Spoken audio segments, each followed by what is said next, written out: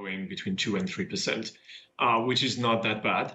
But I think they will be facing more headwinds, as you said. I think Trump will be. It could be that Trump will try to negotiate a new deal, a second, trade deal with Xi Jinping. But first, he will apply pressure, maximum pressure through tariffs, because this is how Trump negotiates. He first punches you in the face, and then he sits down with you and talk. So that is pretty dangerous, and I think Xi Jinping is keeping close to his chest. He's a deal of the cards, and he's ready, I think, to do more stimulus of the Chinese economy. Now the question is, how much leeway does Xi Jinping has to kind of offset the pressure from Trump? I think he can easily deliver 2% of GDP in the form of more fiscal stimulus, but not more than that. So I think the situation is pretty tricky.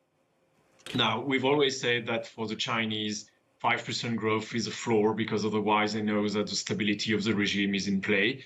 I think this threshold is much lower now, because Xi Jinping has been building a surveillance state that is so dystopian and Orwellian that he has a pretty much stronger control over any possible dissent among the population. So that's why I think he's pretty sure that if negotiations go bad with Trump, he can politically afford to let the growth of the economy slow even below 2%.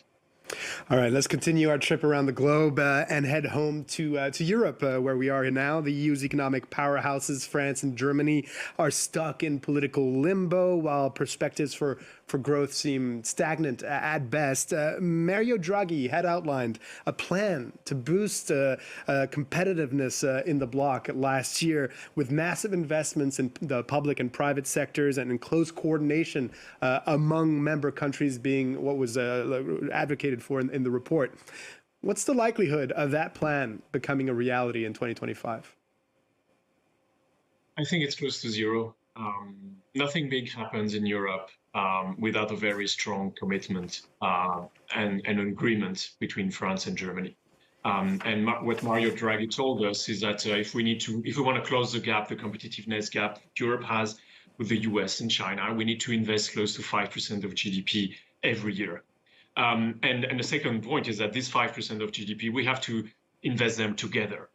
We cannot have, a competitiveness plan for France, one for Germany, one for the Netherlands, and one for Italy. We have to do it together to harness the economies of scale.